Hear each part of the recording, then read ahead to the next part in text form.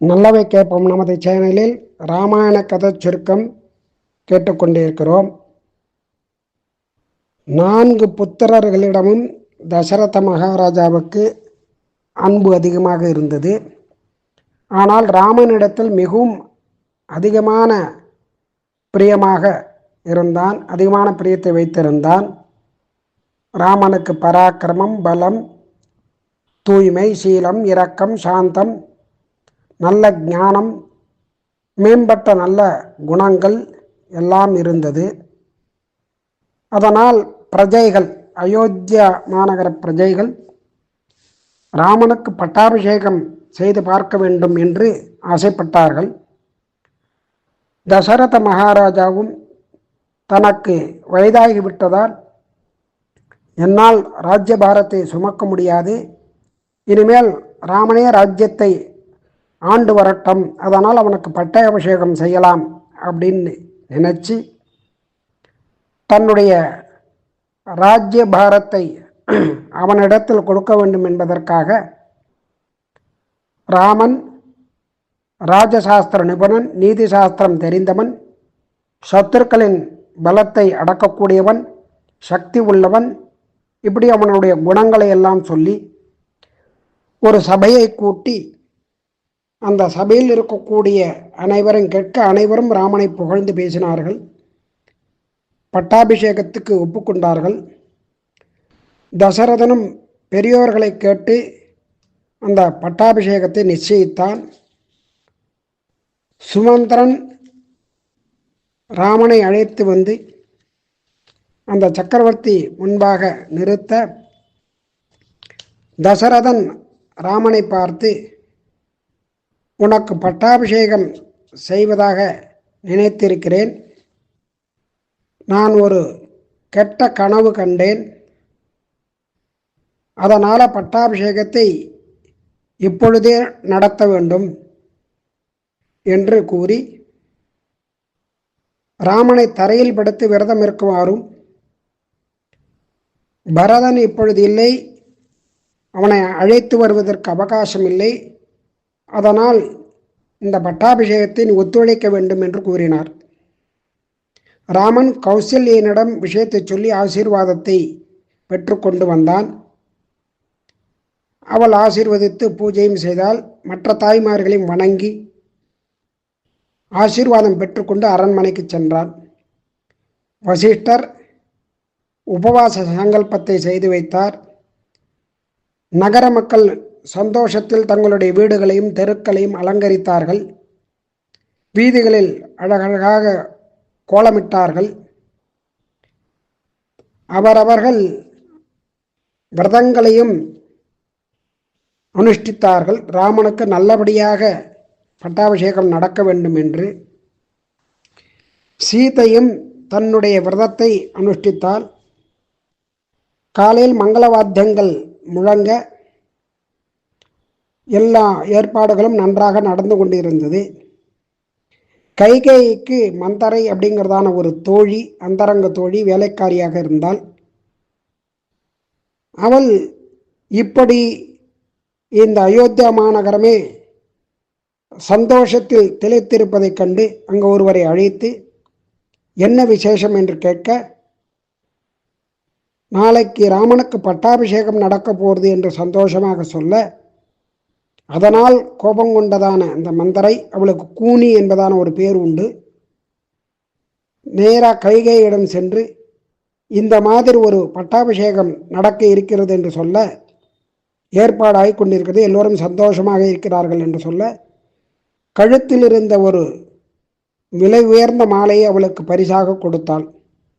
அதனை வீசி எறிந்து, உனக்கென்ன அறிவு கட்டுவிட்டதா, மதி மயங்கி விட்டதா, கௌசல்ய ராமனுக்கு பட்டாபிஷேகம் நடந்தால் கௌசல்யக்கு வேலைக்காரியாக ஆக வேண்டும், நீ பரதனுடைய உயிருக்கு ஆபத்து ஏற்படும், நமக்கு துக்கம்தான் வரும் என்று சொல்லி கைகேயினுடைய மனசை கலங்கச் செய்தால். அது மட்டும் இல்லாமல் இந்த கைகேயியை தசரதனுக்கு கன்னியாதானம் செய்து கொடுக்கும்போது கேகயராஜன் என் பெண்ணிற்கு பிறக்கக்கூடியதான மகனுக்கு பட்டம் சூட்ட வேண்டும் என்பதையும் ஒரு வாக்குறுதியாக தசரதனிடம் பெற்றிருந்தான். அதையும் ஞாபகப்படுத்தினால், இப்பொழுது பரதன் வேற ஊரில் இல்லை, இந்த சமயத்தில் பட்டாபிஷேகம் நடத்தலாமா அப்படின்னு அவளுடைய மனதை மேகும் அவள் கலங்கம் பண்ணினாள். எல்லாவற்றையும் யோசித்து பார்த்ததான கைகேயி, ஒரு காலத்தில் தசரதனுக்கும் அந்த இந்திரா தேவர்களுக்கு உதவி செய்யக்கூடியதான ஒரு சந்தர்ப்பம் கிடைத்தது. இந்திரன் சம்பரனோட சண்டை போட்டான். அப்பொழுது தசரதன் உதவி புரிந்தான். அப்பொழுது தசரதன் யுத்தத்தில் நினைவிழுந்து விழுந்த பொழுது கைகேயி தேரை ஓட்டிக்கொண்டு யுத்த இருந்து வெளியே அழைத்து சென்றாள். தசரதன் நினைவு வந்ததும் 2 வரங்கள் கொடுத்தால், அதை சமயம் வரும்போது நான் பெற்றுக்கொள்கிறேன் என்று சொன்னார். இப்பொழுது இதை மந்தரை ஞாபகப்படுத்தினால் கைகேயிக்கு, அதையே அங்கு தசரதனிடம் கேட்கிறாள். பரதனுக்கு பட்டாபிஷேகமும் ராமன் 14 வருஷ காலம் வனவாசம் செய்ய வேண்டும் என்பதையும் சொல்லி, நீ இப்பொழுது சோகமாக இருக்க வேண்டும் அப்படின்னு சொல்லி இந்த வரத்தை கேளு அப்படின்னு சொல்லியிருந்தாள். இப்படி மந்தரை கூறியபடி கூந்தலை விரித்து ஆபரணங்களை எல்லாம் கழட்டி எறிந்து தூசி படிந்ததான தரையில் கிடந்தால் கைகேயி. தசரத சக்கரவர்த்தி பட்டாபிஷேகத்துக்கு எல்லா ஏற்பாடுகளையும் செய்து தன்னுடைய அன்பு மனைவியான கைகேயினிடம் இதை சொல்ல வேண்டும் என்பதற்காக வந்தார். ஆனால் அங்கு கைகேயி இல்லை. வேறு இடத்தில் ஒரு தூசி படிந்த தரையில் அலங்கோலமாக படுத்திருந்தால். உடனே அவளை எடுத்து தன் மடியில் வைத்து கொண்டு, என்ன வேண்டுமானாலும் கேள், நான் ராமன் மீது ஆணை என்று கூறுகிறான்.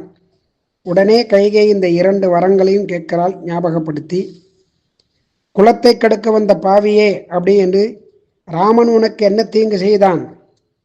நீ ஒரு பெண்ணே இல்லை, ராட்சசி அப்படின்னு கோபித்து கொண்டு, ராமன் இல்லை என்றால் என்னுடைய உயிர் பிரிந்துவிடும், நிற்காது உடலில் அப்படின்னு சொல்லி, உன்னுடைய பாதத்தில் தலை வைத்து கேட்கிறேன், ராமனை காப்பாற்று அப்படின்னு கேட்கிறா. முடியாது அப்படின்னு சொல்லிடுறா கைகேயி. உடனே ராமனை அழைத்து வரும்படி சொல்லி தசரதன் மூர்ச்சையை கீழே விழுந்துடுறார். கைகேயி ராமனை அழைத்து வரும்படி சொல்லி, அந்த கைகேயி சுமந்திரனை கூட்டு ராமனை அழைத்து வர சொன்னார். ராமன் வந்து தசரதனுடைய நிலைமையை பார்த்து மிகவும் திடுக்கிட்டான்.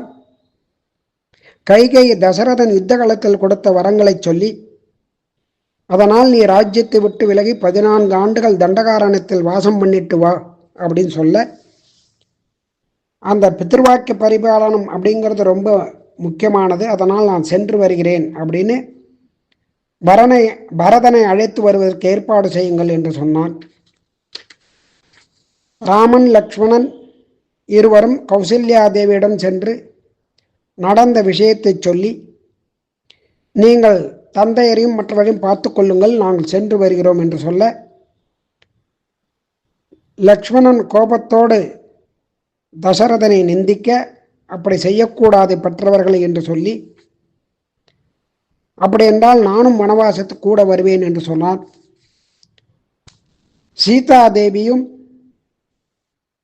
கணவன் இருக்கும் இடம்தான் நான் இருக்க வேண்டியது, அதனால் புருஷன் வேறு மனைவி வேறு என்று இருக்கக்கூடாது, நீர் எங்கு செல்கிறீரோ அங்கே நானும் வருவேன் என்று உடன் வந்தார்.